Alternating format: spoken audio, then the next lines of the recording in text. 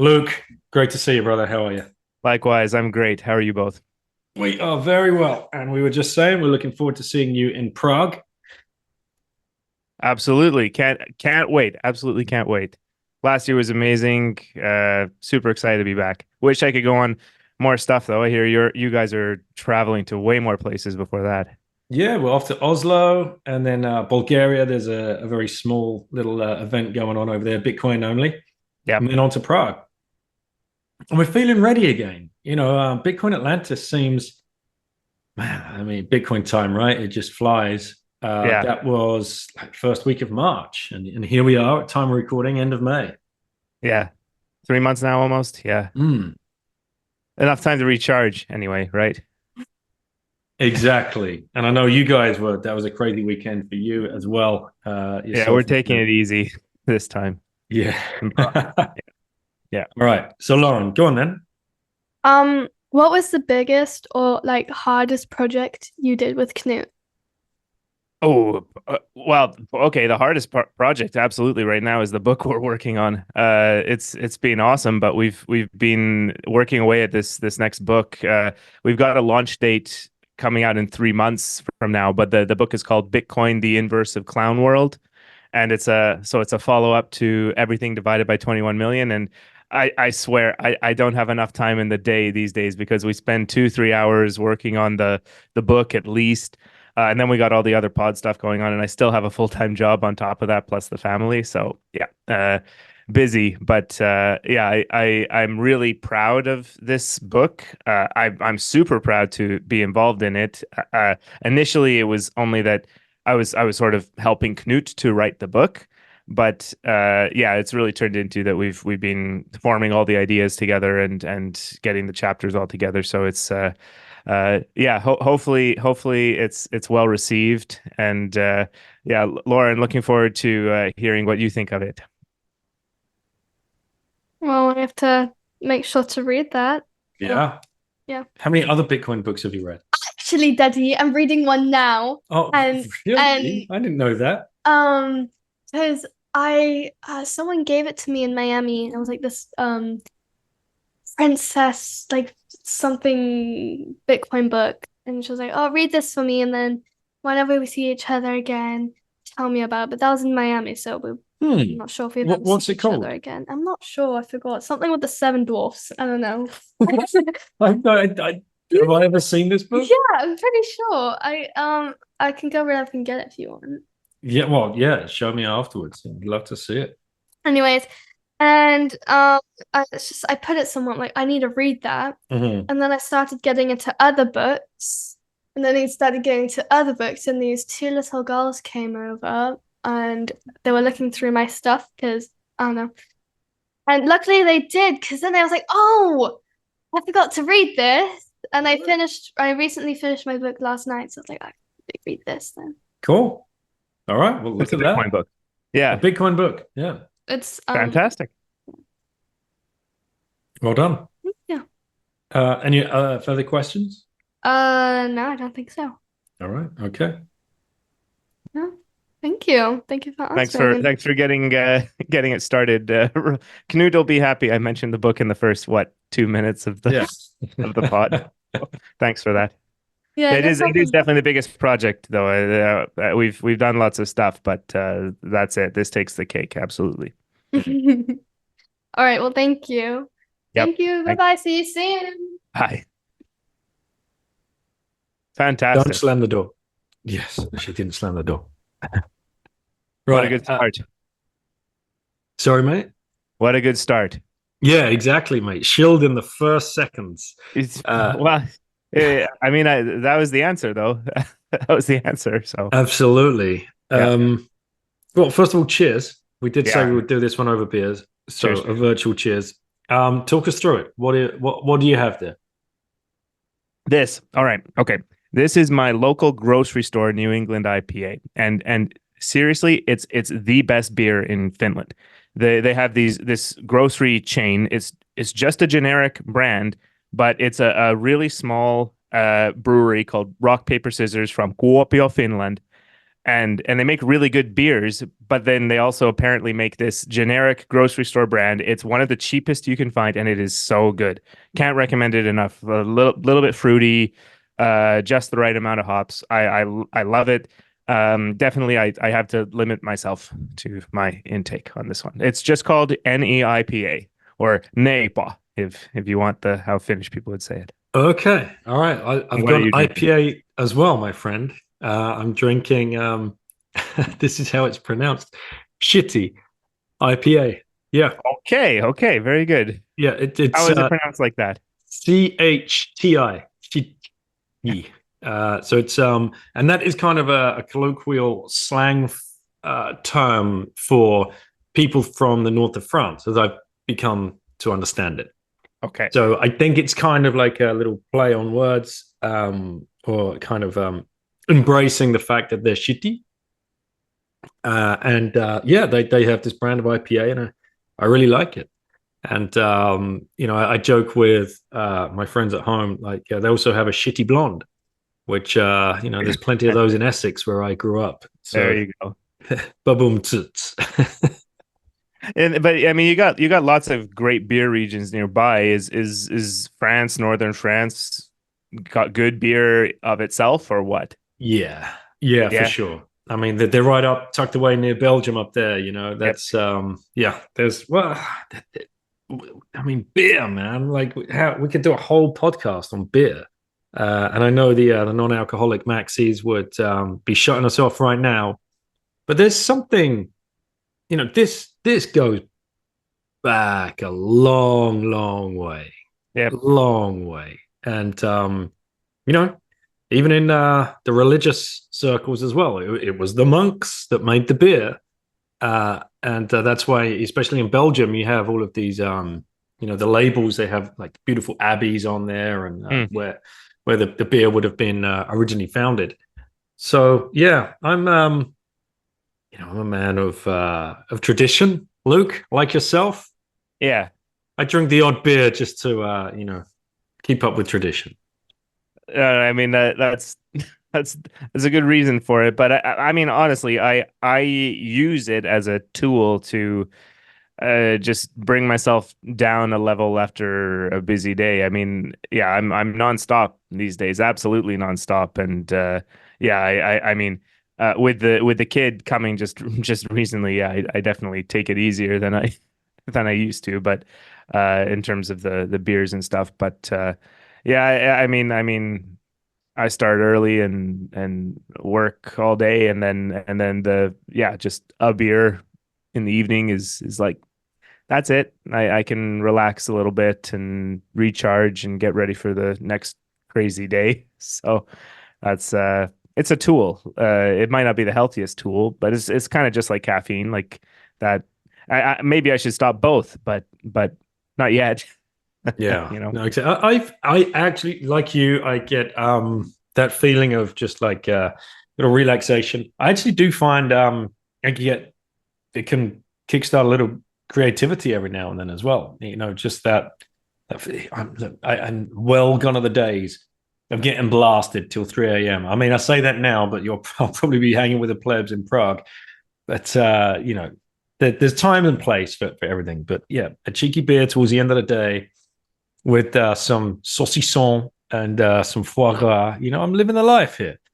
It sounds like it, and I know you're right though. Like the conferences are definitely where, yeah, the rules are off. Any sort of for example, exercise routines or other good habits. I can take a break from that for a week, or I mean, yeah, yeah. With your schedule though, like 3-4 weeks on the road at a time, we might be doing that. We might be doing that later this year. We might be trying to do the Pacific to Lugano circuit back to back. That could be interesting, but let's see. Let's see how it goes. Still a lot of time and a lot can happen between now and then. Absolutely, man. Well, and let's try and like figure out how you got here, because I think it's really inspiring for the plebs to realize that you just put yourself out there, you put your neck out there, and incredible things can happen. Like the opportunity cost of you not going to meet Bitcoiners is unfathomable. Like it's absolutely like ridiculous what happens when you do it. And I remember you coming across my radar on John Vallis's pod. Because JV, we love you, brother. I hope you're listening. We want you back on the pod, man. Come on, finish that book. Let's get you back on the mics. Because he was a champion of like the Plebcast, and he inspired me to start doing that as well. Because when I started listening to the Plebs, just the randoms he would have on the pod, I'm like, these are the most interesting ones. Like I have to follow suit. I have to do this too. Because this is where the gold is. This is where other people are going to get inspired by these people's stories. And you came on and you guys were talking about, if I remember rightly, God, you went down some like real rabbit holes, religious stuff, which is generally not my bag, but I love listening to Bitcoiners just geek out on things. It doesn't matter the topic to me. It could be anything. I just love listening and you know, garnering that tiny little bit of information. So if we just back up, what made you reach out to John to go on his show?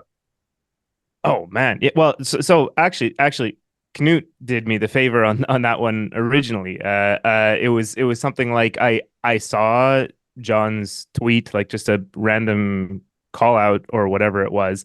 And I had been connected with Knut at that point for a couple of weeks only. We were already making podcasts at that point. Like the taking this all the way back is that I first got in touch with KONSENSUS Network because they were translating Bitcoin books into Finnish of all languages. And okay, that's fantastic, super interesting. I had never been on Twitter before at all. So I mean, I was early in my Bitcoin journey, and I didn't know Twitter was the place to be. So I started when I first found Twitter, just reaching out to a whole bunch of Finnish accounts just to try and find local Bitcoiners. Would be great if there had been an app around at that time where I could find local Bitcoiners, nice and easy. But you know, we have one now, so that's exciting. But Nico and KONSENSUS was one of the first people I reached out to, and they put out a call out that they wanted someone to help with marketing. I'd been doing podcasts before, which is part of what we talked about with John.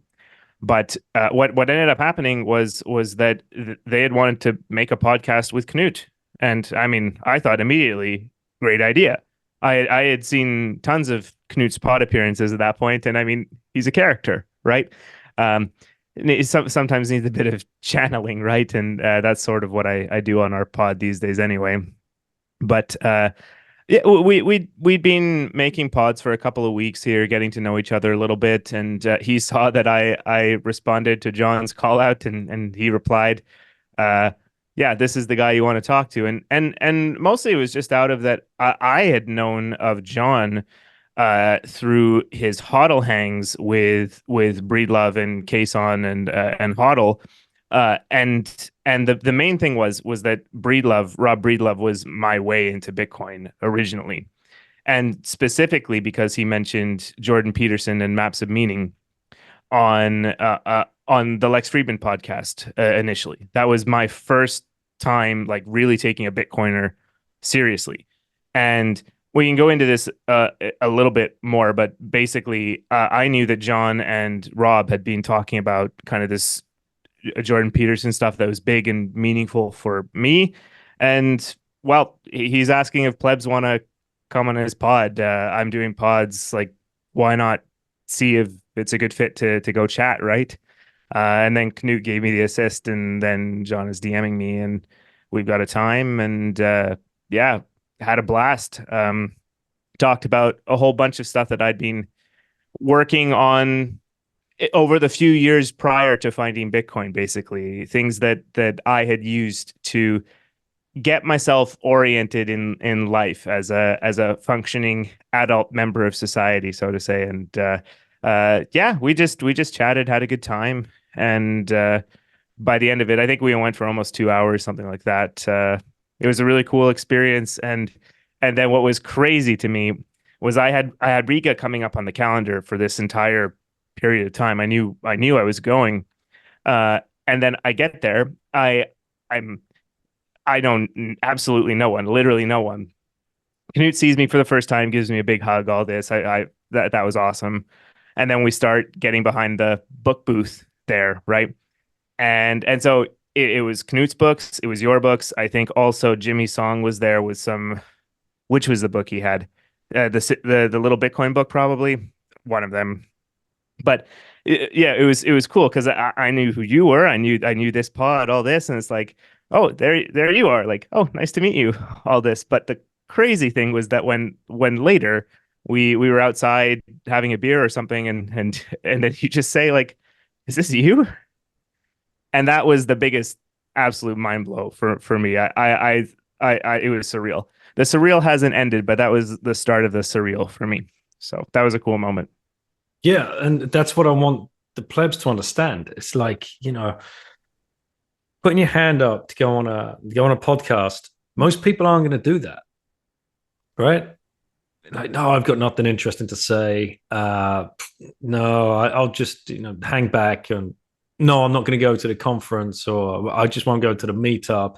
And before you know it, you're still the lonely Bitcoiner that's been stacking for the last 2 or 3 years. You've read the books, you've watched all the YouTube channels and the podcasts and whatever else, but you've still not taken that almost the simplest step of just going to introduce yourself to another Bitcoiner. Exactly. And the conferences are a no-brainer. Riga is a no-brainer for me. It's practically my backyard. It's an hour flight kind of thing. And I knew by reputation that Riga was great high signal conference. It was awesome to get to go there that first time. But Luke, we dropped out there. Sorry about that. You were just riffing on Riga and how incredible a time it was for you to feel those connections really for the first time. Yeah, totally. And the thing was about Riga that first time until I got connected with my internet friends, Knut, and getting to know you and all the other great people I met that first time.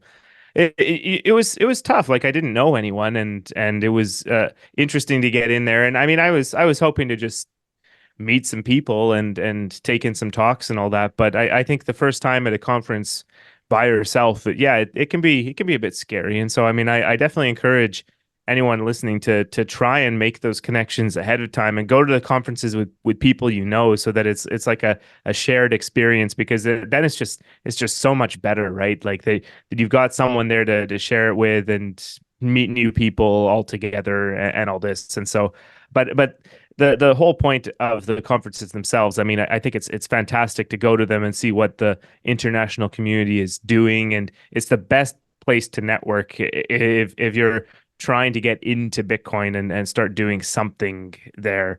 It's a great place to start to get ideas flowing, and they're all great for different reasons, big, small, no matter the location. You'll get a little more of this local community, that local community. Prague is like the big one in Europe where everyone goes, and Riga's a little bit smaller, but super high signal. And yeah, it's great. I wish I could go to conferences, like a conference a month or 2 conferences a month or something, bring the family, all this. But as it is for now, I'm still a little bit feet on the ground in the real world right now.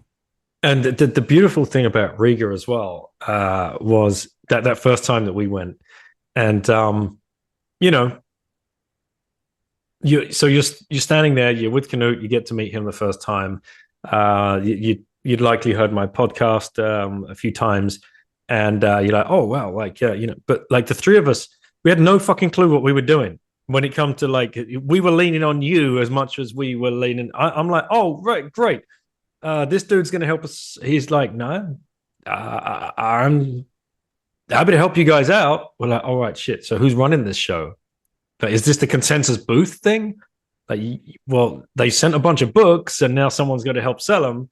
And Knut and I, Knut's way more used to it than myself. But like sitting there selling, signing books and stuff, that's weird. Like, it becomes more and more natural. But it's not like, all right, here they are, they know what to do. And then before you know it, Jimmy Song's up in your shit. You're like, how are we selling the books, guys? We're like, we have no idea, Jimmy. Great to meet you. This is amazing. I can't believe I'm speaking to Jimmy Song.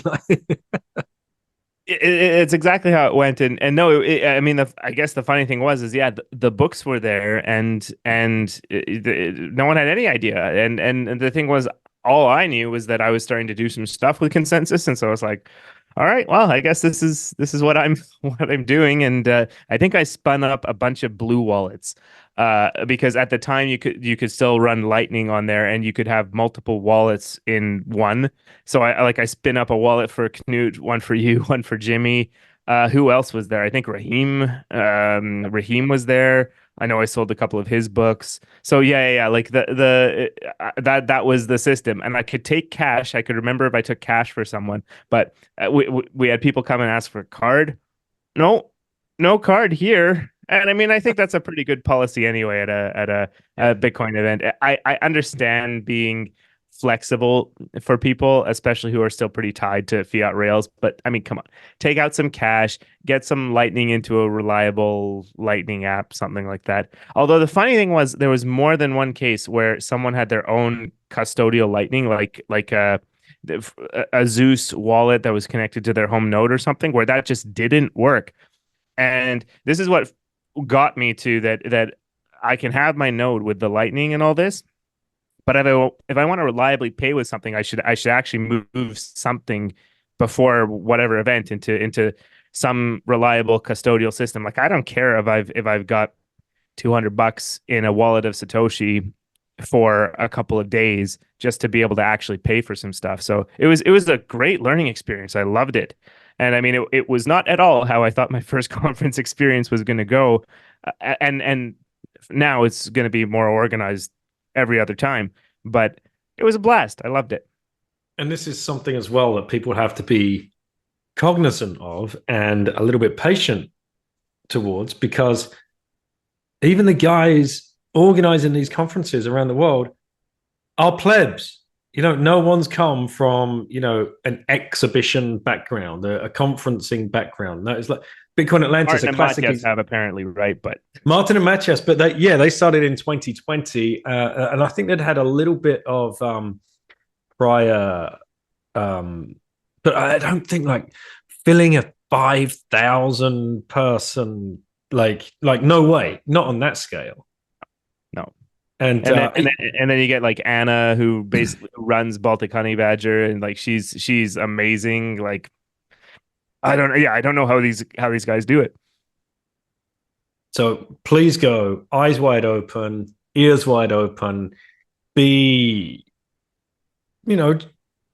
gentle to the organizers. Keep the constructive criticism constructive rather than, throwing stones at the people and no one makes money on these things. Not yet. Not yet. Maybe in the future, but not right now. Yeah, I mean, even barely below breaking even is a good goal, as I hear. I don't know how well Madeira did, but I mean, the thing is, all of the big conferences I've been to have been run well and have gone well. I have been to one or two smaller ones that, yeah, in hindsight had some issues, and I mean financially afterwards. But so I mean, it's dissuading me from organizing my own local conference. Let's wait for another cycle or two. But yeah, I'll definitely attend the ones that are run well and that are high signal and that are where there's something there, right? Like it's great and all to have like kind of a sort of a big meetup, a big international meetup. There's great reason to do that. But when it's actually a case of like spending a lot of money for the venue and bringing speakers over and all this, where people have to buy tickets, I mean, that's a whole different thing. And so I mean, these days it's really just this circuit of these great, fantastic conferences. And I mean, how spoiled are we in Europe? I think Europe has the best conference scene in the whole world. I think some of the Americans would argue, but I don't think it's a comparison. Like they're big, they're small, they're all around. It might be something to do with just having so many countries in such a small area, but it's great. I love being in this side of the world. Me too, man, because everyone you go to is a completely different culture, completely different food, completely different language. Obviously, we all speak in English when we're at these things, although we've been to the Princess Hotel where everything was done in German except for mine and Knut's interview about his praxeology book. But you get to hang in the bar with the plebs, and all of that is done in English. So yeah, it's special, mate, and we've certainly caught up with the Americans and North Americans on the conference scene. But it doesn't matter about, oh, does your conference make money or not? No, what we're doing is, especially in Europe, because you've got disparate disparate people from different countries with really strong Bitcoin communities in Germany, in Holland, in France, but they stay there until they go to somewhere like BTC Prague. Then they're all under one roof and like, oh wait, you guys do that? We do that too. Like, why shouldn't we? And this is the way it's going to happen, right? The domino effect. But going back to what you said, I think prior to before we cut out, like opportunity cost. And if you are somebody that wants to get into, I don't know, content creation, or you want to start a business, or you've got an idea or whatever else, the networking that you can do just on a pleb ticket, a couple of $100. Like, are you kidding me? But I met a guy in Prague last year, and then I've seen him at a few others. He said he was an entrepreneur, young dude, full of energy. Met him in Prague in the the VIP area, which is still like, it's not 20 grand, right? No. But he comes up to me, introduces himself. We have a little chat. I'm like, so what do you do? Like, what do you build? He's like, I don't know yet. I'm like, huh? You bought a VIP ticket? He's like, yeah, man. It's like 1,400 euros. Like, if you're going to start a business, you're generally going to drop tens of thousands, if not hundreds of thousands, just to get the thing off the floor. It was 1,400 euros to come and speak to the absolute freaking top of the top people that I could even get ideas from, value from, connect with, probably end up working with. Like, no brainer. I'm like, he gets Austrian economics, this guy. No, but I mean, this is for real, definitely something from the corporate world that I identify with, because I mean, small startups will just pay for their founders, their core people, to go to all these industry conferences. Bitcoin isn't special in that way. The industry conferences for tech and cybersecurity probably make money, but other than that, I doubt it's as good of a time.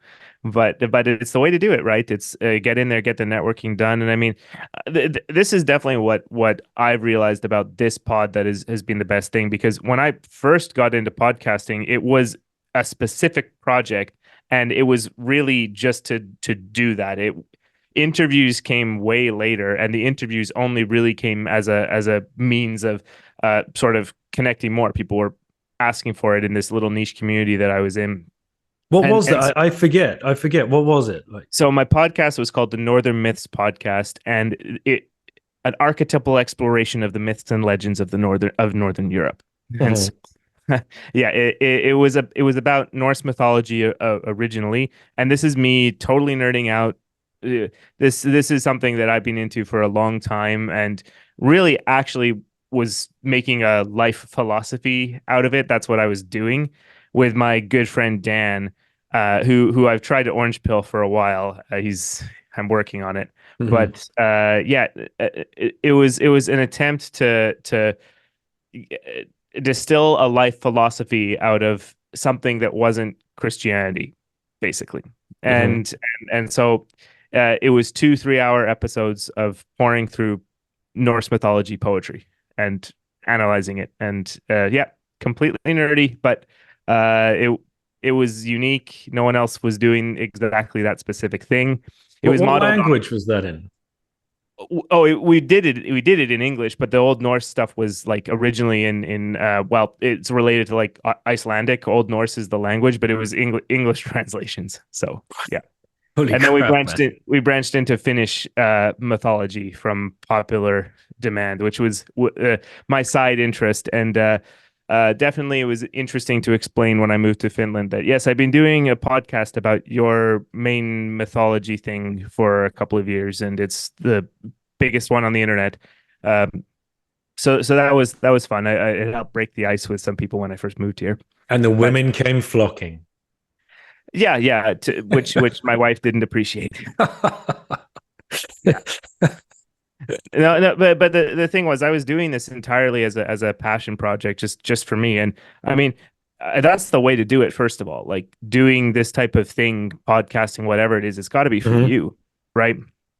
And I wanted to do this to understand this stuff better. I was modeling it off of how Jordan Peterson had done a series on the biblical lectures, Genesis, and I just thought, hey, I know some stuff about this other thing, and I could try to do it the same way.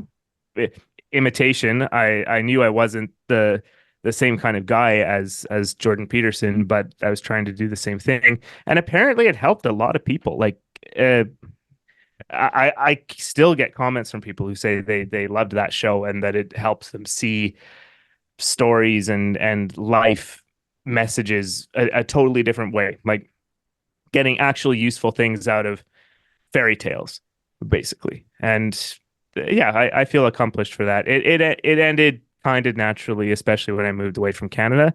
But yeah, I'd sort of grown past that particular thing to focus on. I'd found something new, the orange glowing light, so to say. But yeah, so I knew I wanted to do something in the Bitcoin space, and having some podcasting experience was my way to do that. Mhm. But I also didn't have any connections or know anyone or anything like that. So yeah, reaching out eventually to the Consensus guys and finally getting in touch with Knut, and well, here we are. And then, so to bring Peterson into the story again, because you touched on that, and you've done your series with Breedlove on the What Is Money show, and where you Yep. like deep dive into that particular book. Uh, and I've heard you talk as well about. Did you move away from Christianity? Am I right in thinking that? Exactly. Yeah, Yeah. I was raised really Christian. Uh Technically Anglican, although that doesn't really matter, like Church of England kind of thing in Canada. Uh What are the differences there straight away? Like, yeah, because there are many soft forks of Christianity, and I really don't understand like Methodist, Protestant, Anglican, Church of England. Goodness knows how many more there are. Can you list more? well, sure. So I mean the original definitely is the Orthodox Christianity branches that seem to be the most hardcore and keep things as original as they are. And the first fork is Orthodox to Catholicism, and Catholics would say that theirs is the real branch. Orthodox would say theirs is the real branch. For the most part, in my view, the Catholics are the ones who actually branched off, and this is like over 1,000 years ago, I think. Then the next one would have been the various Protestant branches, but Henry VIII created the Church of England because he wanted to get a divorce, and so Anglican is pretty light in terms of the fork. I think we're still in Bitcoin Cash territory, or even more like I don't know, like it's hard to get an exact example, but it's pretty light. Like they're still pretty high on the ritual and the sort of ceremony of it all, and keeping the tradition of it. And so there's something to that. Lutheranism, I think, would be similar, and that's the big religion in Germany and Scandinavia, the Nordics. So Lutheranism is the main religion here, even though no one's really religious here. Um, but then you get all your branches of sort of evangelical Christianity that's your BSV. Not I But don't. Presbyterian, what's that? I think Presbyterian is actually American Anglican, Church of England in America, I And believe. Pentecostal. Yeah, that's this is where it's starting to get more into being really about the spiritual belief of it all. I think the real difference, and I really shouldn't be harsh about this, is that the more modern evangelical systems really emphasize like a personal spiritual belief and a relationship with Jesus Christ, and it turns the way that the religion is done kind of more into this personal level, and it's really sort of modern in the way it's done. The music is very modern. The messaging sometimes it's really high tech kind of thing. It de-emphasizes the original rituals and traditions and things like that.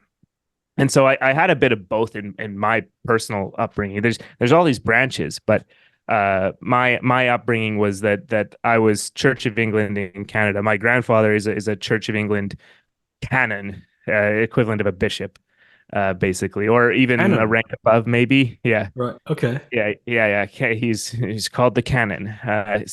One N, Canon. Huh.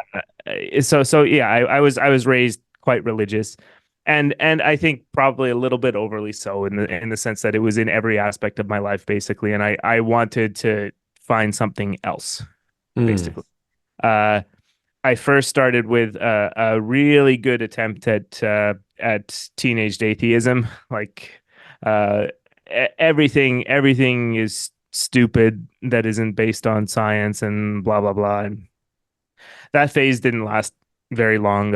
I was losing social connection, and I went back for various reasons and into a more evangelical Christian type um, setting. One of these more into sort of the personal connection and worship and all this. So that lasted a while, and then I took a real hard turn near when I met my now wife, mother of my son, Sarah. And yeah, I pursued Germanic neo-paganism, and this was also known as heathenry. And this will be new. I don't think I talked about this with John. Oh man. Okay. Fucking hell. There's so much to unpack here. Um. German neo. What did Germanic neo-paganism. neo? But I like the word heathenry better, but Germanic. He right. Okay. So like these words, they just get thrown around. But heathenry, to me, a heathen, like the actual definition of the word heathen, isn't that like a scallywag that's grown up on the heath, like Yes, actually, yes, yeah. Those who are on the heath, and this was a term given to the people who hadn't become Christianized, basically. And so okay. so this community adopts this word because everything has to be Germanic. Pagan is a Latin term. And so I went into this because this tends to be people get into this because this is their ancestral religion. Literally, that's the case. If you're from the British Isles, you've got something Celtic, something Germanic, basically. The Anglo-Saxons came from Denmark, basically, and a little bit of that area south of that, and then they came over to England, and then the original inhabitants of the British Isles are Celtic, right? Mhm. And so you can latch on to one or the other, basically, and then you get the people from Sweden and Norway and Denmark and all this, and these are proper Vikings, Mhm. and the Vikings are the ones that have written things down and actually have some things that you can learn and study. And so I got involved with a community that was basically making a religion out of this. And I mean that quite seriously. There's holidays, there's no hierarchy, there's no dogmatism there, but there's a bunch of people trying to basically create all the trappings of a religious social community based on what we know about how people were religious back in 1,000 years ago, 1,500 years ago in Scandinavia and the British Isles and continental Germany. So that was what I was into in my early 20s. Early 20s, right? Okay, man. Jesus Christ, that'd have been an interesting dinner with the canon. Oh yeah. That was it was pure rebellion in hindsight, pure Right. rebellion, totally. But Like really, like you've come to realize that now, like that. oh yeah. Like I got a lot out of it, but I was definitely looking for something else. I was taking a hard turn. I was consciously rejecting a lot of things that Christianity was saying, especially about morality and what is right and wrong. And I've certainly come around to more appreciating some of the wisdom of Christianity, but I definitely don't like the dogmatism and the social shaming and the way the social structure exists in current modern day Christianity. I don't like that. But what's pulled me around has been the Jordan Peterson stuff. But in the middle was a good long period of really playing with some alternate ideas, and some music came in there. Like there's some really cool music from Scandinavia and other places that might not be explicitly like into this stuff, but it's all biking and into stuff like that, metal music mostly. And so I was into this whole subculture for yeah, a good 5, even 7 years, something like that. Maybe longer, honestly. So, All right. I thought you were going to throw ABBA at me for a second. ABBA. Yeah. So that's Sweden's best musical import, definitely. No. Other stuff like Norwegians who burn churches down. Oh man! All The right. ones who actually do the church burnings is some of the best black metal out there. I promise you. Yeah. What, like actual church burnings? Like they go Oh to yeah. What? Like I've been up to Bergen, Norway. We had this Northern Lightning conference in Bergen last year, and there's a church there, the Fantoft Stave Church, Fantoft Stavkirke, and it was burned down in 1992 by Varg Vikernes, a black metal musician who has created the band Burzum. He burned a lot of churches supposedly and was found guilty of burning. I believe actually he was not found guilty of burning that one, but the headline is that he murdered his bandmate as well. It was self-defense, as he tells it. There's some fun documentaries on the topic. So, Whoa, man! Jeez, like so. Having come to the like realization that you were rebelling against something, have you figured out what you were rebelling against? yeah. Like going way back, it was definitely the social control, the social hierarchies, this dogma, and I was looking for just something else to latch onto that had some kind of root. What was really important to me was to prove to myself basically that I could find something outside of Christianity, and even I didn't want Eastern religions either. I wanted something that Christianity had come in and replaced, basically. I wanted to find some meaning there. And I've really definitely done that for myself. I still resonate with a lot of these stories.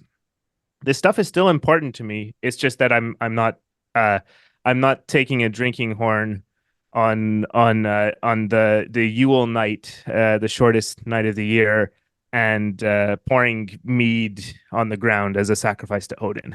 Just I'm not doing that anymore. Okay, that's good to know. Yeah. Holy crap! But like, I mean, every religion has its own ceremonies, and some of them are questionable. I mean, I've been down the circumcision rabbit hole recently. Yep. And my goodness, that's. I mean, like, I would enjoy if someone could explain where that came from originally. Like, yeah, please, yeah, please let me know. I Because can't think of doing that to my son. no, and I can't think of the Lord, the Creator, who supposedly is the architect behind mankind. This wonderful, beautiful, incredible, like miracle. Like what, he's throwing his hands up and say, "Oh yeah, except that bit. I fucked that bit up." Yeah, right. You should probably take that off. Like what? Nothing adds up.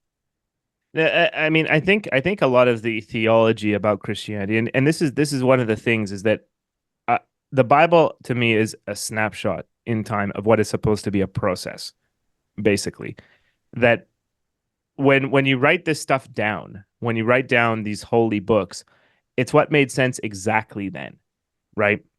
And even then, there's always going to be some element of social control, power, whatever it is. Not to get Marxist on you or anything like that, but it's there. Like religion does have some elements of social control, and the thing about this is that all of the rules in the old Hebrew Bible might have been good rules for a desert society to survive 40 years in the Sinai Peninsula and not die.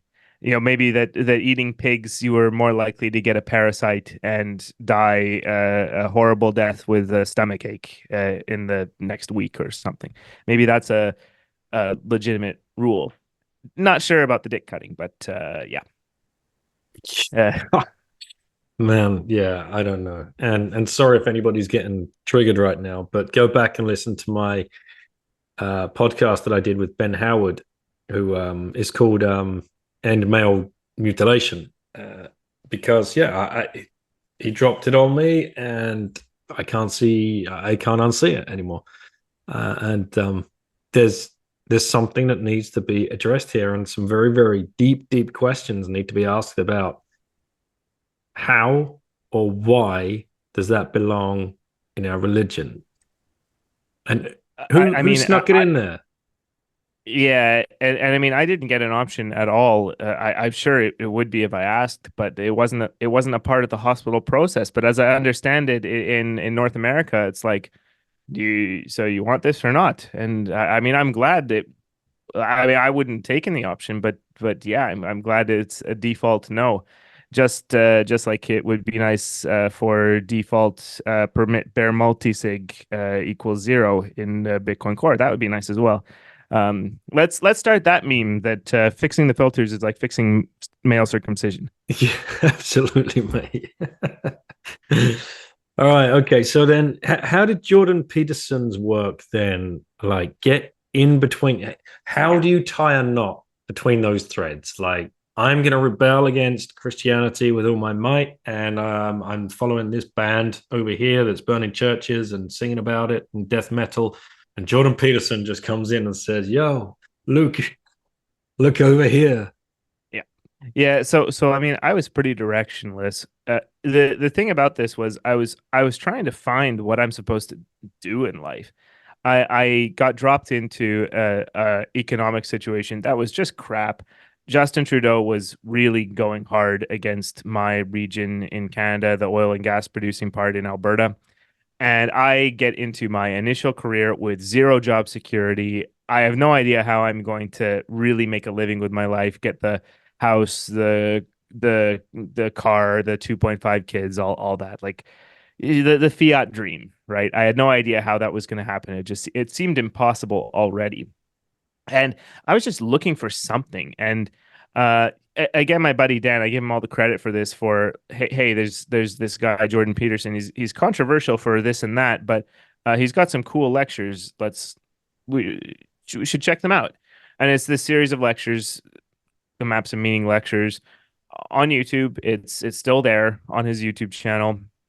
I read the book a little later, but the book is sort of just a longer retelling of these lectures on YouTube. I really recommend them. But what got me was the entire thing is about how stories actually communicate real things about the human experience. And it's not just at the surface level, because I think everyone can understand that there can be characters that represent people that are sort of like them. Like a prince could be a representative of any guy, any young guy kind of on his journey, and a princess can be any girl on his journey, and they get together. That's a love story. That's nice. But what that's actually getting at is every story that has real meaning has some kind of archetypal structure. They reference these characters, for lack of a better term, that really have deep meaning across history. This is across cultures, across histories, and they're representations of the known and the unknown, and the force that mediates between them. In the simple terms, this is the great father, literally the example of the patriarchy in all good and bad senses. Then the great mother, who can be the giver of life and the nourisher, but also absolute destruction and chaos. Then you have the hero, who is supposed to be their offspring and is the one that can actually go into the unknown and take something from that and make something real from that. Not every story has exactly this structure, but any story worth telling over thousands of years ends up having this structure. It's a little bit of a chicken and egg sort of thing. And this book is great, also this lecture series, because Jordan Peterson takes through how people think in everyday life. What happens when you have an obstacle? Everyone is goal oriented. You're going from the state of the unbearable present into the ideal future. So you have an idea of what you want your future to look like, and you do things to make that happen on a big scale and on a micro scale. And so on a big scale, if you lose your job, the thing that's paying your bills, that's a major obstacle that's throwing you out from living life in the domain of the known into the domain of the unknown, into chaos. You lose your job, and that cascades into so many other things. How am I going to pay my bills? How am I going to keep the roof over my head? How am I going to keep my kid in school? Right? All of these things. Am I going to be homeless in 2 months? Something like that. Two smaller obstacles. What if the stairwell in your building is blocked? Right? The elevator isn't working. Are you going to be late for this meeting? But is that meeting a really important meeting in this day of remote work? It doesn't make quite as much sense. But okay, maybe your internet goes out, something like that, right? Like it's a minor thing, but what are the effects, right? So he takes through what people actually think, not only in the psychology but also in the neurochemistry. So this entire thing is grounded in that literally people think this way. The brain is structured to deal with the known and the unknown and to mediate between those two things essentially. So okay, this is all this preamble to what are these archetypal stories? Well, these stories are basically the best examples that humanity has ever come up with to communicate information across thousands of years. We have no idea how old some of this stuff is. The examples given in this book are, for example, Mesopotamian stories, where the first example of this is 5,000 years or more written down. And if something's written down, that's being told for a lot longer than that, definitely. Egyptian is another one. Christianity is a big part of this book. That's what has tied this all together. But the entire point of this has been that basically human mythology is the owner's manual to how to live a successful life. All of these stories are just saying something about the human experience that has made it over thousands of years, thousands of years. And the only idea that I have, and basically the only thing that Dr. Peterson is saying too, is like, maybe just take a look there first before saying to society that I know better than you, especially as a young person. I think this is the real reason why Jordan Peterson has resonated with so many young men, especially of my generation and younger, where there's no direction and there's some desire to want to take down the society that isn't working. And the wisdom is just look at what's working and see what the patterns are in your life that might match what these deep stories are telling you.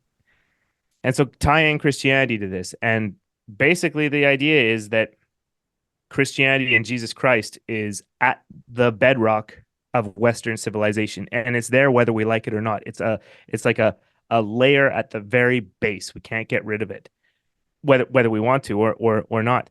And below that is even other stuff like influences from Mesopotamian times, things that would have been passed down that we don't even have memory of. This is all layers that build up. We have the Renaissance after that, and we have all of this great science and culture, especially that's developed in, for example, the 1800s, Sigmund Freud, Carl Jung, Nietzsche, all this stuff. It all rests on a bedrock of Western civilization, where the Jesus Christ story and figure is basically the exemplar of the savior, the person who willfully ventures into the unknown and takes the burden of the chaos on themselves and is able to redeem the broken society. It's a beautiful story, and it's explained much better in this book, definitely, and in our series, I think. But yeah, the thing for me was that I got a new appreciation for it because honestly, I can get there that this is a story that has deep resonance. And the reason why it has deep resonance is because it builds and builds and builds upon all of these mythological structures.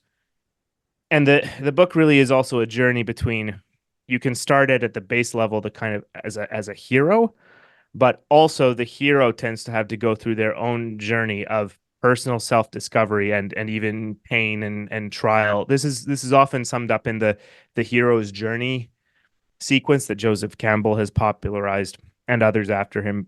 But the main thing is that being a savior is really the top exemplar of society, and a society that puts the savior at the top is the one that is most likely to succeed, because everyone is incentivized to be more like the savior and intentionally take up the burdens that they have and that those around them have. And if everyone does that, we might be living in a much better place. So is this what, like, Is this what the parables are all about in the Bible? Yeah, some of them. I mean, the funny thing about this is I can't get to agreeing that every individual story or every individual Bible verse is truth. I can't get there. What I can get to is that definitely in some kind of mythological structure this worked. And whether you believe in the historicity of Jesus Christ or not, I believe he was a real person. There's enough evidence of that. But why was this Messiah figure? Because there were many other so-called Messiah figures around this time, because this was sort of a time that was ripe for rebellion and upending the current social systems and all this. Why was this one the one that stuck? Well, okay, one answer is that, well, Jesus Christ is just the Messiah, and this is the ultimate story and the ultimate meaning there. But it also could just be that this is the one that fit the story the best, right? And no matter what is true in terms of what literally happened 2,000 years ago, what is also true is that Western civilization has been built on it for the last 2,000 years. And what this story says is something worth aspiring to. I don't consider myself a Christian. I don't, but I do appreciate it much more now. And I absolutely think that through this book and all this, there are lessons that everyone can learn from. It helped me get into Bitcoin. And Bitcoin, by the way, Maps of Meaning is a Bitcoin book, but Jordan Peterson just didn't know it. And there's a lot of conceptions of ideas of the state. He's sort of misusing the word state wrongly. I would say he's using it wrongly, but he uses the term state a lot. I think more to be an example of the society.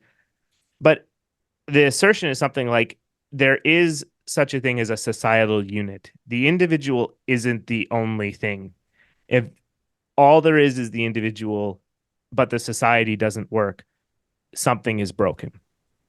And that's important too, right? It's not to say that let's all become commie and do everything together, pool all of our resources and give it out equally. No, that's not what that's saying at all. But it is saying that there is a value in keeping cultural traditions and passing them down and living a shared reality. That's a really important thing. Living by a shared map of the world, essentially.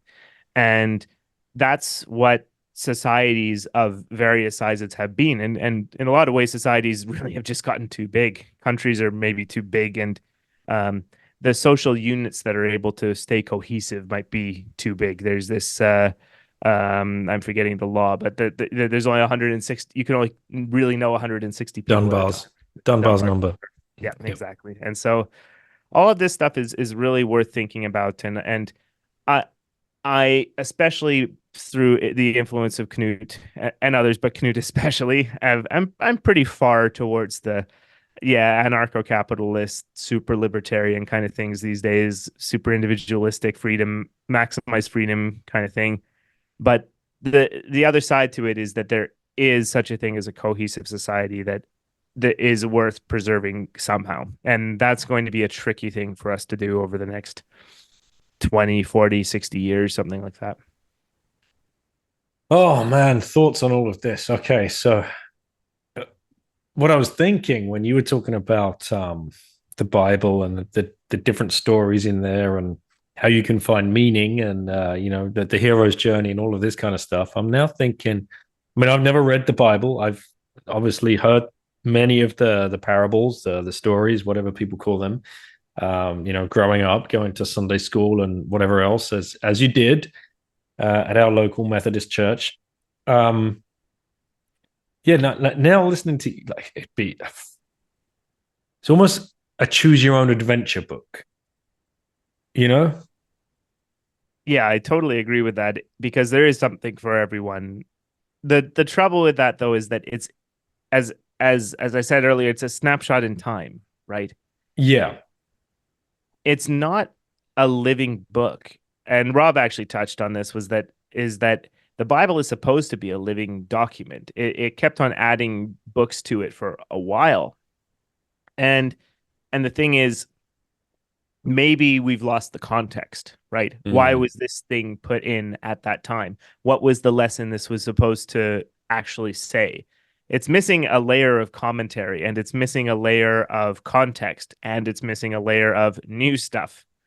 It's So, almost, Luke, as if it's been spammed over the years. oh, maybe that's maybe a light stretch, but it's but it well ooh, this is spicy. It's maybe it ossified too quickly. Aha. Uh, Dueling metaphors here. I don't Yeah. think either one is actually correct, but Yeah. Well, you got to be open as well to the fact that um, dark forces could have infiltrated with their own narratives and ideas. Big blockers, for example, or dick cutters. well, dark forces. It's all people, right? I mean, Klaus Schwab is a guy. Right, exactly. The WEF is a bunch of guys. Not a lot of ladies, I'm guessing, in the upper echelons of the WEF, but who knows? Um, and the thing is, it's all people and it's all incentives, and the world has operated in a certain way for a long time, and I don't necessarily get to that all the people in power are necessarily evil. They're just following their incentive to continue to accumulate more. They're playing a game that the only way they can win is to get more control. And is that evil? Yes. Yes, definitely. But are the people who do this by nature always evil at the start of it? Not necessarily. I do believe in good intentions to a certain extent. Canada is a really good example of this. A really good reason why Canada got so absolutely brutally fucked during COVID was that sorry for your YouTube your YouTube algorithm now. Is that Canada's nice. Canadians are nice. Canadians want to do the best for other people and want to be in this together. And it just got exploited by that you have to shut the country down so that the grandmas in the nursing homes don't get exposed to anything. And it was just a severe overreaction, an overactive empathy gland, I like to say. And a lot of this stuff, an overactive empathy gland, I think really explains a lot. Like we can't be truly empathetic for literally everyone in the whole world. But that's really what a lot of these modern fiat things want us to be. It's that you can't do anything if it's going to have any negative externalities, despite that it might do some good, right? Or in a lose-lose situation. COVID was a lose-lose situation. There was a disease. I believe that. We were just talking with Ahmad Moose, and he said the same. He believed there was a disease. It mostly affected people who were obese, elderly, this sort of thing. But but later it was a wave of people who had vaccine injuries, right? And like this is a doctor saying this. This isn't someone with their armchair understanding of this, right? When someone like that says that, it's like, yeah, yes, I do see that this is the way it worked. Yes, some people were getting sick, and it's too bad that some people died of essentially a slightly overactive flu. But people die of the flu every year, and locking the country down, locking the world down, clearly had more negative effects than positive. It had effects that have continued to this day that might be considered positive, but I don't think anyone would say in hindsight that those lockdowns did more good than harm. Yeah, for sure, man. And then, like, to bring you back as well to what you were saying about the individual and Dunbar's number and all of that kind of stuff. And what was springing to my mind was this push that's happened over the last 3-4 generations, really, to centralize people, into cities and to cripple like the rural folk and the villages. I mean, where we live, we're in the middle of France here, and it's beautiful, and we're right on top of a medieval village, and you feel the community. Do you feel a community in like the city of London or the city of Paris or like no, absolutely not. You don't. You just get swept up in what you're doing, and then so how does a good community work, a good society, and in air quotes? Well, if every individual can excel to their, the butcher, the baker, the candlestick maker, if they can get on and be individual in their craft, then of course that's going to create community because you're going to add value to that community, and that creates society, and the knock-on effect is huge. But yeah, the countryside has been decimated, and centralization has won the day. Yeah, and Dunbar's number, Knut talks about it a lot. I know. Okay, let's say 5,000, a community of 5,000 people, is going to probably fly in the face of Dunbar's number, where too many than 150. You probably know 150 people, and everyone's going to be fine. The society is going to work great. You have the good guys, 99%. You have the 1% bad guy that basically everybody keeps ignoring and eventually just ends up leaving because, he's got to run out of town. Yeah, you tell your kids not to talk to that guy, basically. Yeah. That's it. Yeah. And no, I mean it's a model of the world, and I mean I've even been thinking recently that now here's a slightly controversial thing, that this whole 15-minute cities idea that's supposedly so nefarious or whatnot. But the thing is, that's the model. That's been the model, at least in Finland, for a long time. Is that you have just these local shopping centers, and you can get to anything within a 15-minute walk, and it feels like I'm living in a little village. I live 5 metro stops out of the city center in Helsinki, and I live in this beautiful community by the sea, and the 15-minute walk radius has literally everything I need. And I feel that this little community that I live in is like my home village. And we've been making friends with other families in the neighborhood with young kids.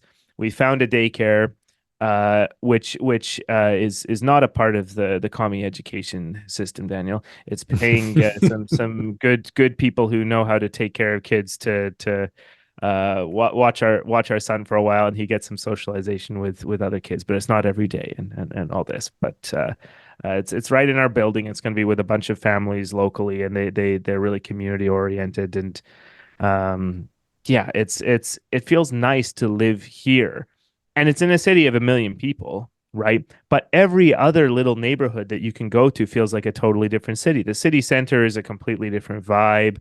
Going fully across the side of the city is sort of these more traditional suburbs. And I mean, it's not a bad model. Now, okay, you want to mandate this, yeah, go away. That's not good. But it's not a bad life to be able to kind of walk around your little area and start to recognize the people you meet, and basically know the name of the person you get groceries from all the time, something like that. And there's a lot of positives there. And what came to mind in terms of what you're saying, that centralization is one, well, incentives were towards that, right? It always comes back to incentives, where the idea was that human productivity was going to increase if people got together and started to do things that didn't require manual labor, but you had to be in the same place to be productive. We didn't have the internet. Phones were a thing, I guess. The telegraph, Lynn Alden talks about this in Broken Money, that the telegraph is like this big technological shift, really, that basically put information being able to move faster than money, and Bitcoin is the thing that gets it finally back to the same level as information, right?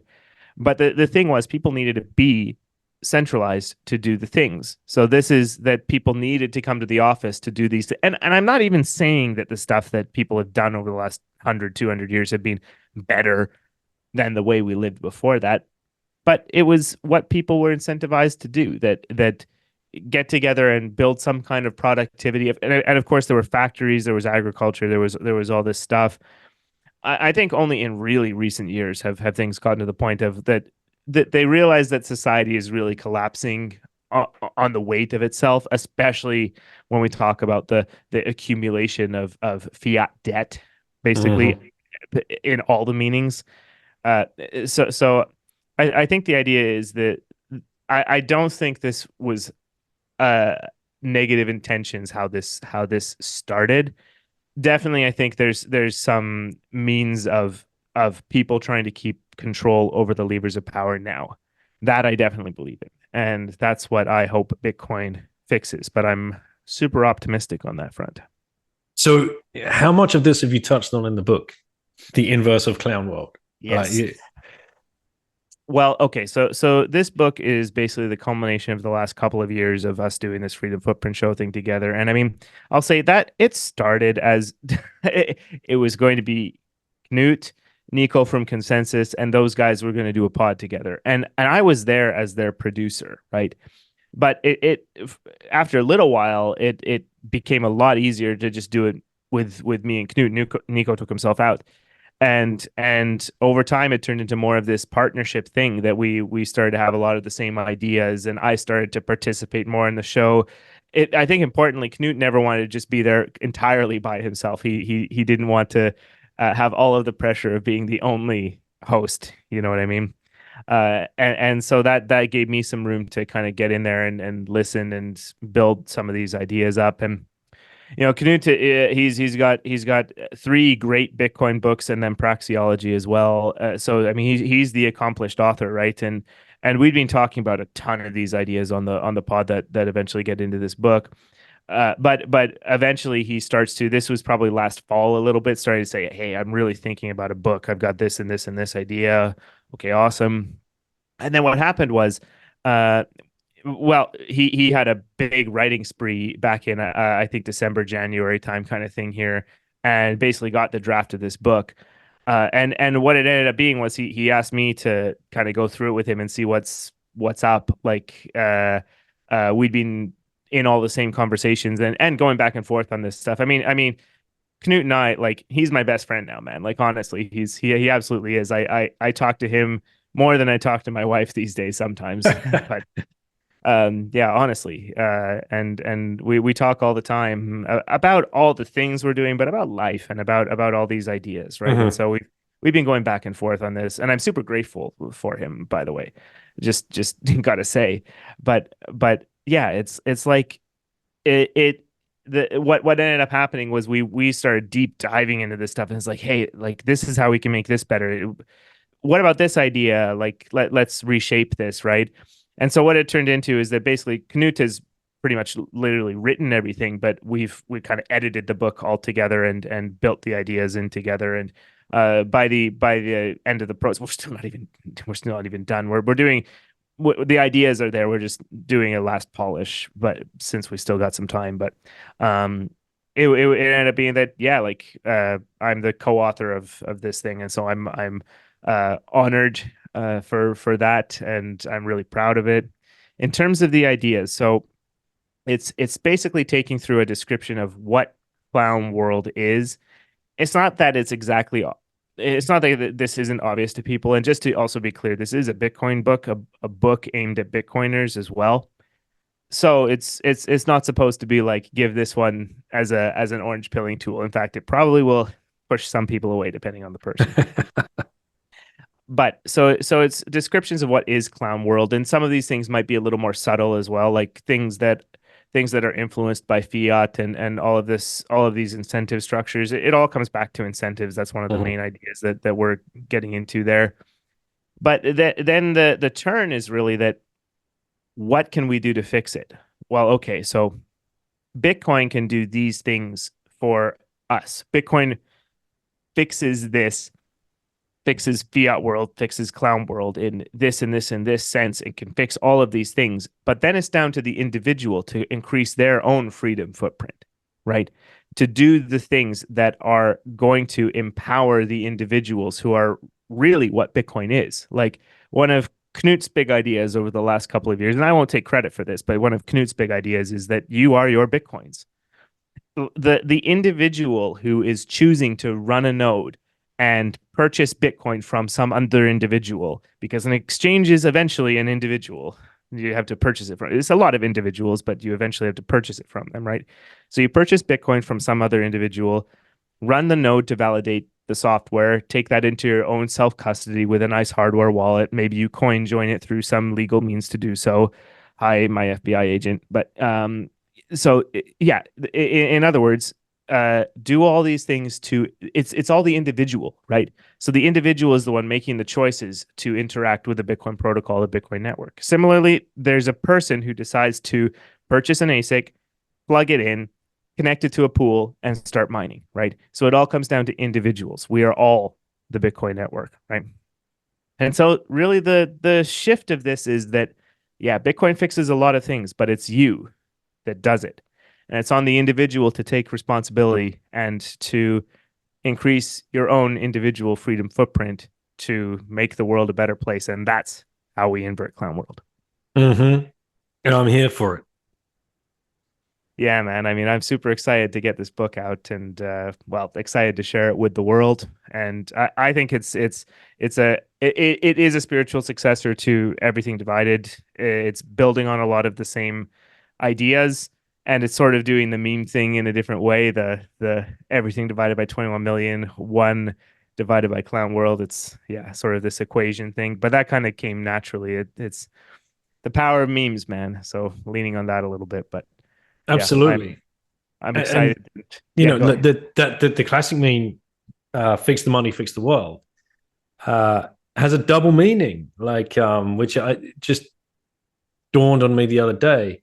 You know, like fix the money as in, yes, mend the money, like we need to, you know, mend it, or fix the money at 21 million, or so that word fix has it's like fix the money supply, fix the world.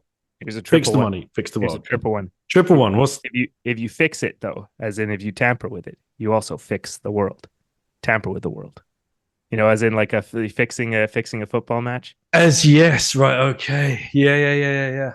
Negative connotation too. There's always the a negative connotation to it, yeah, but still so let's make sure we're fixing it the right way. Yeah, exactly. This isn't because we live under a fix right now. The game is rigged. We all know. So yeah, we just this is back to Peterson. You learn from the stories. Yeah. And then you do the same. Well, they fixed the money. Yeah, motherfuckers. We will do the same. But we will fix it in such a way that it's fair. Exactly. And I mean, this is what got me into Bitcoin in the first place. I've been listening to some conversations with some OGs that are really like that listening or participating in, but that the original ethos was all about let's just find a way of sending money to each other anonymously, a way that can't be censored. No, sorry, not anonymously, but in a way that can't be censored. No third parties, right? The PayPal for cypherpunks, something like that. But it is this fixed supply, this 21 million, this discovery of absolute scarcity, resistance to replicability. That's the power of Bitcoin to me. And the modern politics in Bitcoin, modern meaning last year or two, something like that, where there's these groups that are monetary maximalist versus use case maximalist, or people who are even more like let's still emphasize the medium of exchange thing over the store of value thing. Yeah, I can't get that Bitcoin is anything other than the best money that the world has ever created, and the thing that it's going to do if it succeeds is repair the broken money system, something like that. It will invert Clown World by fixing the money. It's not going to do any of those things if it's also trying to be Ethereum, or if it's also trying to be the best medium of exchange for literally everyone in the entire world, right? With gigantic blocks that no one can validate or decentralize, right? If it's going to fix the money, it's going to do that one thing. So I am firmly and proudly on the monetary maximalist side, and I believe it's a fight worth having. Fix the filters is only the start of it. It's really getting into the core of what Bitcoin really is. And I do believe there are people in the Bitcoin community that are against the best interests of Bitcoin and only in it for themselves and the short-term gains. And resisting that is important because otherwise we're squandering the only chance we have at this in our lifetimes to fix the money system. It's incredible. Yeah, it's incredible to me that there are, those out there that are pushing this other stuff have been in Bitcoin a long time. And, how much is enough? Like, do you not have enough Bitcoin for you? Like, why are you getting behind this other nonsense? And how, I don't know, like, what kind of personality do you have to have not rocked like what is actually happening? And I was on the Bitcoin Well podcast earlier, and I was just saying, I find it abhorrent that somebody thinks it's all cool to throw other shit on the Bitcoin blockchain. Like, it was like, what happened to fix the money, fix the world, guys? Like, this is it. This is all it is. It just needs to monitor monetary transactions. It needs to do one fucking thing. And it was doing it. It was doing it fine. A bug has been found. It's being exploited. And everyone's falling for the straw man arguments. They're loving it.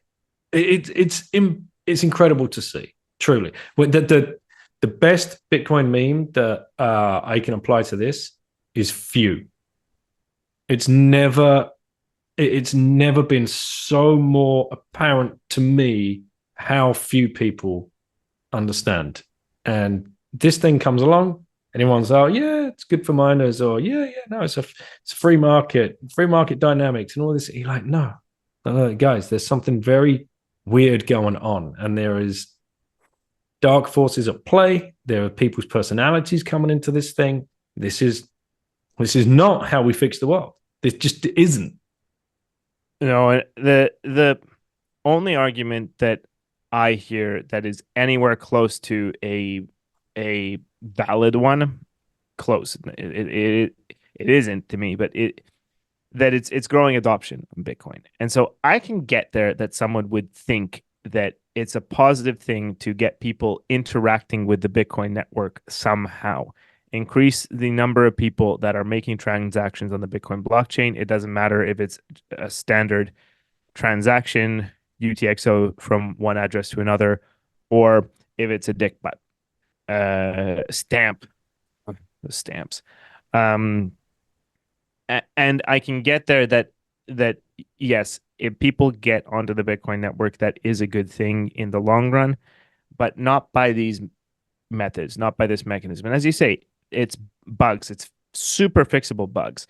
Unfortunately, to completely get around them now, we're talking hard fork. And that sucks because we shouldn't do that lightly anyway. But fixing the filters would make it a lot harder for this stuff to happen. Right now, UTXO sizes do adhere to current dust limits. So spam filters are working. You could relay a transaction through a miner directly and get a 1 sat UTXO out there. But otherwise, it's 546 sats, right? That's the dust limit. That's enforced. And if Bitcoin Core had permit bare multisig equals 0 to fix stamps, I believe, data carrier size equals 0 to just not let anything go in op return anymore.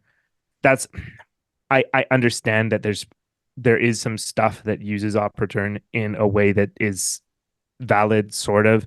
Samurai used it, and let's not get into Samurai today, another time. Let's not piss off the entire Bitcoin community this time. But if Bitcoin Core had those things as default, basically, or just data carrier size equals 42 or something, or 43 or something like that, it would go a long way into limiting what these things can do. And I mean, the runes, I think, is the most insidious of all of these because it is super lightweight. so you get the gigantic volume of transactions, but they aren't really spamming the network in a certain sense.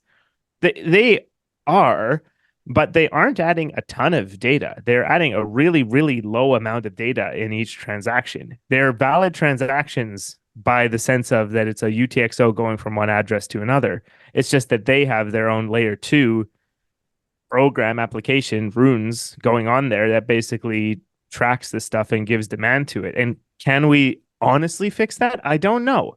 I don't know. Runes is at least not putting a new UTXO on the blockchain to put the data on there itself. That stamps is the worst, definitely. But it's tough. There is no easy direct fix here. But I do think one thing is that on the social layer, let's name and shame the people who are involved in it. Let's call the scammers scammers. Let's tell the people who are falling for it and buying these runes and ordinals and all this that, hey, maybe this isn't the best thing. Maybe you should have just stayed humble and stacked sats. But the scammers are scammers, and they really should be called out, and people enabling them and supporting them and inviting them to conferences and saying this is all just part of the Bitcoin ecosystem. No, these people are not the same. They're not on the same team as I am. And monetary maximalism is important, and it's worth advocating for. And I hope it all just becomes a fad and blows over. That would be lovely. But I'm not that optimistic. And I hope this isn't the next hard fork fight over the next couple of years. Number go up is the biggest thing that could actually help this stuff, though, because these scammers would have to put way more of their fiat because that's all they care about in order to spam the Bitcoin blockchain. Mm-hmm. Never go full Wiztard, Luke. That's the Never. ever. Totally You don't agree. want to go that way. Digital identity. Do we put that on the blockchain? Well, I'm at least comforted to hear that Mr. Michael Saylor has apparently heard some criticism of his digital identity system, and coincidentally, in Madeira, when Michael showed up to the VIP dinner, he Knut and Mechanic and some other people were all talking, and Michael comes into the whole thing, and Mechanic, got to give him credit. He asks him directly, "Are you using Opportune? How are you?" Like he's explained it. This was something coming. Are you using Opportune? What method of using the blockchain are you doing it? And then it comes out that it is some type of ordinal related inscription sort of thing. And first of all, just crazy that conversation has happened. Like these conversations in the space is another reason why these conferences are important. It's important to get the best minds in Bitcoin having conversations with each other in real life. Super important. But I think Michael has had um some people telling him that maybe this isn't the best idea. And well, I don't think it's the worst idea as an idea to say let's tie someone's identity onto Bitcoin, period, as a way of enabling all of this other stuff. Clearly, he's coming at this from the perspective of a business technology professional with decades of experience. Clearly, that's the perspective he's coming on, and that he sees that if there is this orange check or orange something next to your Microsoft Outlook, this is definitely this person, that there is some value there. I get that. There are better ways to do it technically, period. And whether it's an idea that is actually going to catch on, I don't know. Free market, could this be a way of if it's valid on the protocol? Yes, I get that, and I understand that the ordinals method of doing it, or an inscription, is technically valid on the protocol level. I would prefer that if he wants to put money into this project and actually do it on Bitcoin, for him to do it in a way that is more sustainable for the blockchain, for the ecosystem of the blockchain, like literally the technical aspect of it. And that's something like a hash or a hash of hash through op return. As far as I understand it, that would be the best way to do it. And so I'm comforted to have heard in his latest interview with Peter McCormack that he has listened to some of the concerns in the community and basically gotten his engineers to talk to some of those people. I am hoping to talk to our friend Mechanic about this in the coming weeks and find out what's actually going on. I Yeah, hope Mechanic has been talking with Sailor again. that's great to know. That is great to know. Yeah, I mean, do you want do you want to be storing people's identity on your node at home? That's a really good question. I mean, I'm agnostic to that. My node already stores a lot of things. There are things that I don't want to be storing on it, definitely. But once a block has been found and validated, it's on my node. And I make that trade-off that having a full copy of the Bitcoin blockchain on my node at home is better than any misgivings about any specific form of data on there. I can say that I'm not going to accept a transaction in my node. I'm not going to relay it. I'm not going to form it into a block on my mempool, right? I can do that. By But running knots. by running knots, run knots, run knots, run an alternate implementation generally. Core, I don't know enough exactly about the situation, honestly, to comment on this so directly, but I do think Core has been captured somewhat in the sense that actions have been taken in a somewhat political way to not fix bugs, basically. And Knots does this. And the comment I get in every thread talking about this is like, why would you go to an implementation that only has one guy working on it and reviewing the code and all this? And it's like, well, no. It's based on Bitcoin Core. It just takes out all the crap, right? So core does a lot of the work and fixes bugs and everything, and then Knots takes out the things that it believes are bad or invalid, right? But everyone still agrees that the blockchain is the blockchain, right? Everyone still agrees that Bitcoin is Bitcoin. And I believe that it's and everyone else running a node interacting with the Bitcoin ecosystem. Everyone else is agreeing that Bitcoin is Bitcoin. And that's the only thing that we have to keep agreeing on, or else we get another fork. I say run knots, at least look into alternate implementations, look into sovereign hardware, right? Raspberry Pis are not the best idea. Even an old laptop is going to be better than a Raspberry Pi, just because the Raspberry Pi very specifically gives a direct attack surface that's common, popular. Anyone can figure out how to use it, right? Just a run of the mill desktop computer is likely your best bet. A small one, you don't need a lot of power. You need more RAM these days because the initial block download is going to take too long. Because spam. Because spam. Absolutely. I don't want to downplay that at all. But it's not that RAM and hard disk space is not overly expensive these days. It would be nice if the cost of running a node was lower. I'm not saying I'm completely anti-spam. But it is just a case of I just wanted to drive that home for people that were, perhaps kind of on the fence of this whole thing and perhaps hadn't even, looked into it a little bit more. But yeah, if you do an initial Bitcoin download and you want to download the whole blockchain, you got to download all of that shit that has been hitting the base layer since February 2023.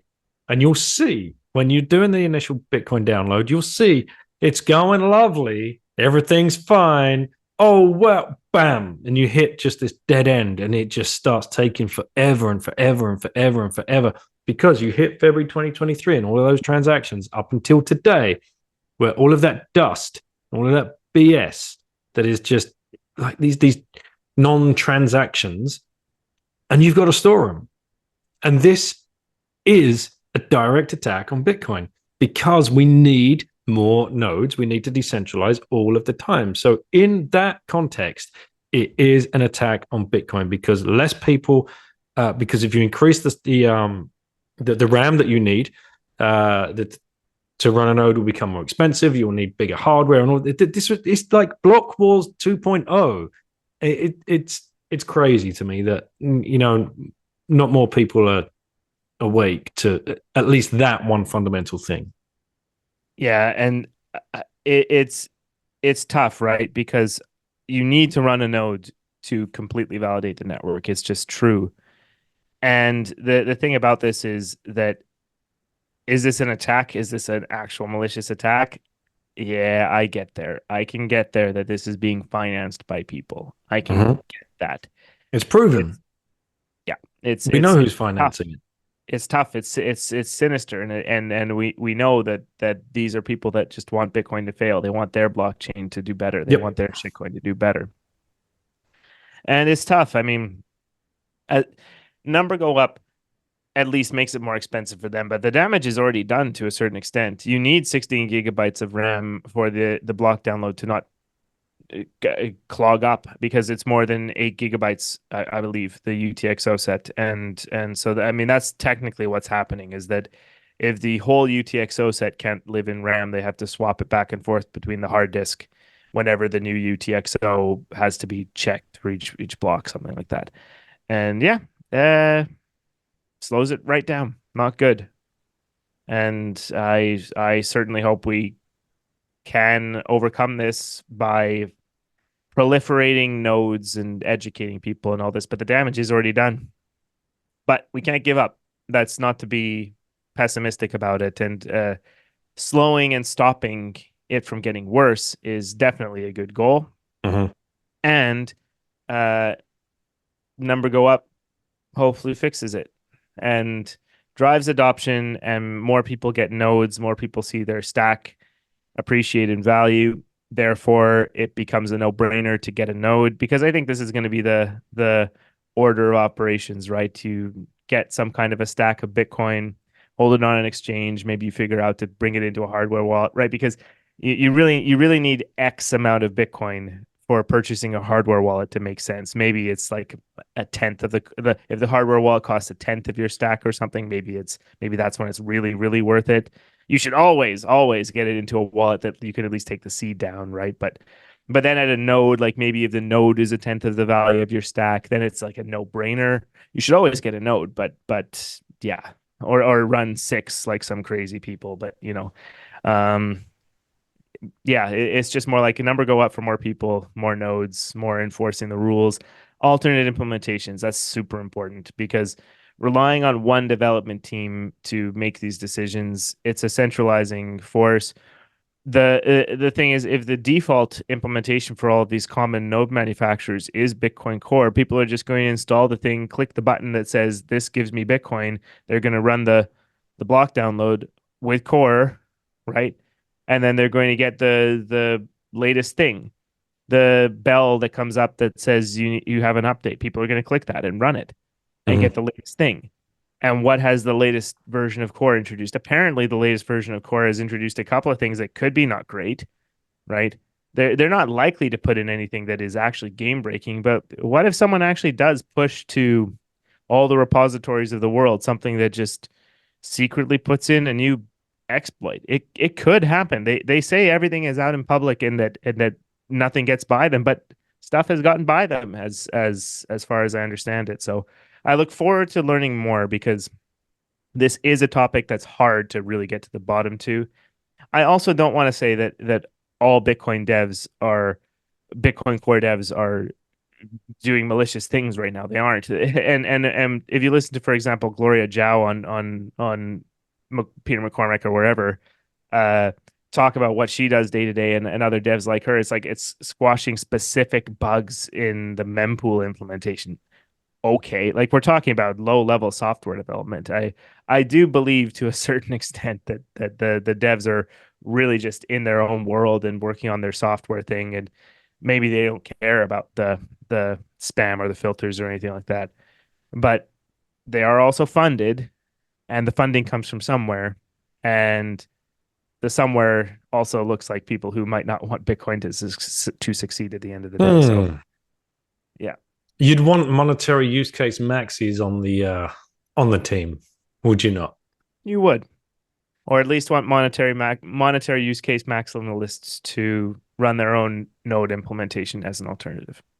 So, if anybody listening has been inspired to go run your own node, I'm going to point you to parmannode.com.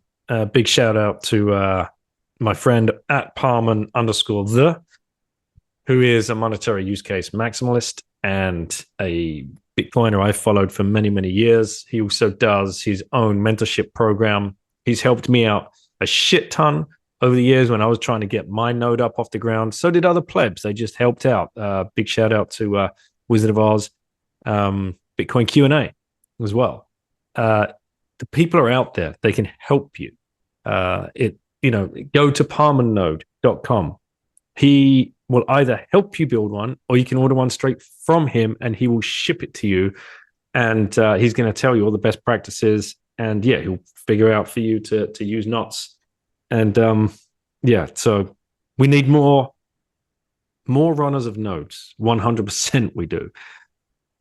And if you have one of those DIY node implementations, like node in a box implementations, Umbrel, MyNode, Start9, something like that, and you want to run knots on there, all of the major implementations support this now. Go to WTF happened in Feb 2023, or search for that. I'm sure I don't get the URL exactly correct, but WTF happened in Feb 2023.com.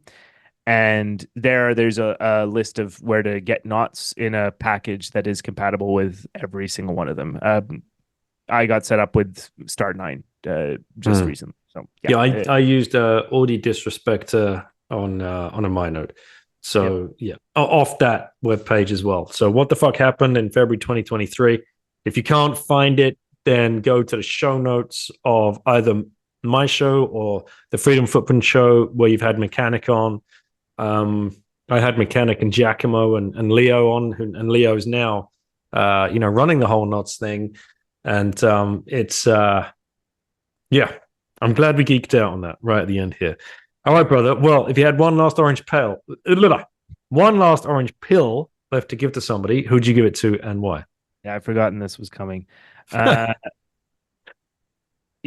far as influential people, absolutely influential people, I'll go. I'll go semi-personal. Dr. Jordan Peterson. All right. Real orange pill. He's helped me a lot. His voice still carries a lot of weight with people who listen to him. And I think the signal that he would be echoing in the world would be really positive. And to get him as a Bitcoin voice would be positive. There's probably better out there, but that's my answer. Well, he's been close. He's had the right people on. I remember when, Safe he's had on his show. But my favorite was Breedlove, Gigi, and Valis. That was incredible. And one of the best Bitcoin memes of all time. And another shout out, I've shouted this out once before and even had the guy on the show, was when he'd taken a screenshot of the four of them up there. So you got Breedlove, Peterson, Valis, and Gigi. And he's like, hey, Mom, my friend is talking to Dr. Jordan Peterson on YouTube right now. He's like, okay, which one's your friend? He's like, bottom right. And it's Gigi in the green suit with the glasses on. So funny. It's hilarious. Okay, yeah, we are a bunch of mad motherfuckers. Just trying to fix the money. Yeah, in all three senses of the word. Yeah, and if I'm honest, if Dr. Peterson ever sees the series I'm doing, I would be honored. I'm sure I butcher this and that, but it would be amazing if it gets on his radar and it gets him to take a deeper look at Bitcoin. That particular series is, if anyone is sort of Jordan Peterson minded and wants to look at the world like that, it's an intersection. It's a passion project, and it's also me not closing a chapter exactly, but it definitely feels like I took a good 5 years of my own personal work and was able to put it into this thing and fuse it with all the Bitcoin stuff. So yeah, if anyone's interested, I'm really proud of that as well. You can find it on Rob's channel, the What Is Money show. It's one of the playlists. It's still on the front page, I think. So I'm proud of it. I've not done the whole lot, man, but what I've seen is really, really very, very interesting and helpful, and I'm looking forward to completing it. You know what it's like. There's a ton of content out there, but when you become a content creator as well, oh my goodness, you fall way down. Like my pile of shame of books to read and people to interview just keeps getting higher and higher. And I know you and Knut suffer. Yeah, but it's a good kind of suffering. I still try Yeah. and squeeze in. I try to squeeze in a pod in my morning workouts when I can have them. But other than that, yeah, exactly. Too much to do. 8 more hours in the day, please. I would enjoy that. All right, brother. Well, thanks for coming on. Thank you for everything that you are doing for Bitcoin. I'm really looking forward to you guys dropping this book. Where should people come and connect with you? Yeah. So I'm at Luke DeWolf on X, Twitter, and I'm on Noster. You can find me at primal.net/Luke. So glad I could get that piece of real estate there. And yeah, we're the Freedom Footprint Show. So it's I don't know. It's me and Knut. If you're familiar with us, we have a blast. We have a freedom bent to this, and talk to people in Bitcoin, Bitcoin adjacent, about philosophy and what Bitcoin means, and get all these ideas. And Bitcoin, the Inverse of Clown World, will be coming on Bitcoin Infinity Day, August 21st. In other words, we'll be in Riga to because Bitcoin because Riga Noob Day, Baltic Honey Badger Noob Day is on Infinity Day this year, so we'll be there. So come party with us, and it's the first chance to get a copy in person and all this, and so that'll be coming. KnutsVonHome.com will probably be the main point of contact for that. We might get a new website or something going down the line, but that's it. That's where to find me. So this All has right. been a blast, brother. Thanks for having me. No, of course, man. Of course. And I look forward to seeing you in Prague. Can't wait. See you, man. See you.